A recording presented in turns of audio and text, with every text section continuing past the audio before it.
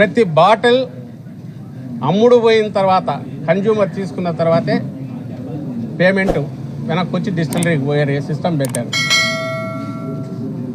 ఎక్కడైనా ప్రైవేట్ చేతిలో ఉంటే స్కామ్ జరగడానికి అవకాశం ఉంటుందా? గవర్నమెంట్ చేతిలో ఉంటే స్కామ్ జరగడానికి అవకాశం ఉంటుంది.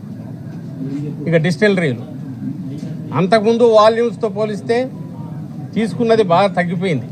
40% 50% పైగా బీర్లలో, మిగిలిన వాటిలో 40% పైగా తగ్గినట్టు.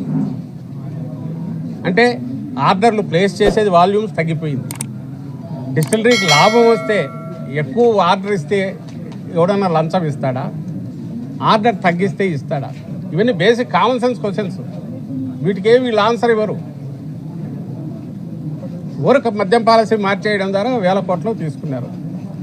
పోనీ వీళ్ళు అంటున్న 1000 కోట్లు ఎక్కడ? 50,000 కోట్లు, 60,000 కోట్ల నుంచి అది 30,000 కోట్లు, 20,000 కోట్లు అయిపోయి ఇప్పుడు ఆఖరికి 3,200, 3,500 అంటున్నారు. అది కూడా ఏదంటే ఏమంటున్నారు? ఇదంతా ఎన్నికల్లో ఖర్చు పెట్టారని ఒకటి అంటారు.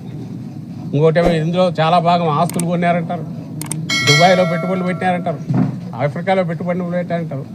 ఇదే 3,000 వీళ్ళు అంటున్న కట్టుకథ 3,000 కోట్లనే 30 రకాలుగా చెప్తున్నారు.